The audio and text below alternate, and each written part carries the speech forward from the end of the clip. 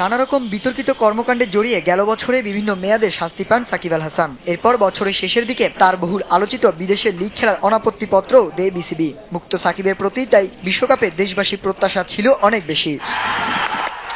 কিন্তু 2-2 4 মেলাতে পারেননি তিনি। 6 ম্যাচে ব্যাট হাতে মাত্র 196 রান করেন সাকিব, বল হাতে নেন মাত্র 8 উইকেট। এদিকে দরজায় কড়া নাড়ছে অনেক গুরুত্বপূর্ণ পাকিস্তানের বিপক্ষে টেস্ট ও ওয়ানডের হোম সিরিজ। এই সিরিজকে সামনে রেখে প্রস্তুতি ভালো করতে বিসিবি 5 এপ্রিল থেকে শুরু করছে বাংলাদেশের ঘরোয়া লিগের ওয়ানডের জমজমাট আসর বাংলাদেশ ক্রিকেট লিগ বিসিএল। কিন্তু সাকিব কিনা বিসিবির ছাড়পত্র নিয়ে চলে গেলেন টি-20 আসর ভারতের আইপিএল খেলতে, যেটি সাকিবের ভাষায় টেস্ট ও ওয়ানডে সিরিজের আত্মবিশ্বাস বাড়ানোর প্রস্তুতি।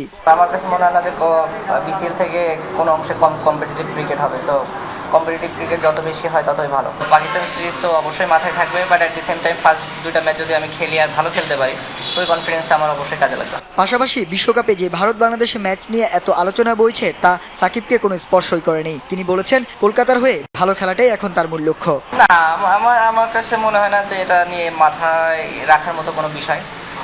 তো আমি এগুলো নিয়ে অত চিন্তাও করবো না। আমার কাজ হবে এখন ক্রিকেটের হয়ে 2টা ম্যাচ যদি খেলি, ভালো পারফর্ম করা। তবে সাকিবের আশা, পাকিস্তানের বিপক্ষে জয় পাওয়ার এটি বাংলাদেশের সেরা সুযোগ। আমার কাছে তো মনে হয় যে আমাদের ফেভারিট হিসাবে টুর্নামেন্ট সিরিজটা শুরু করা উচিত এবং অবশ্যই ওডিআই সিরিজ আমাদেরই জেতা উচিত। আমি এটা বিশ্বাস করি, আমার ধারণা আমাদের টিমে যারা আছে তারা সবাইও বিশ্বাস করে, এবং আমার কাছে মনে হয় এটাই আমাদের বেস্ট চান্স পাকিস্তানের সাথে একটা সিরিজ জেতার। আগামী 8 এপ্রিল থেকে শুরু হচ্ছে ইন্ডিয়ান প্রিমিয়ার লিগ আইপিএল। শান্ত বিশ্বাস, সময় সংবাদ, ঢাকা।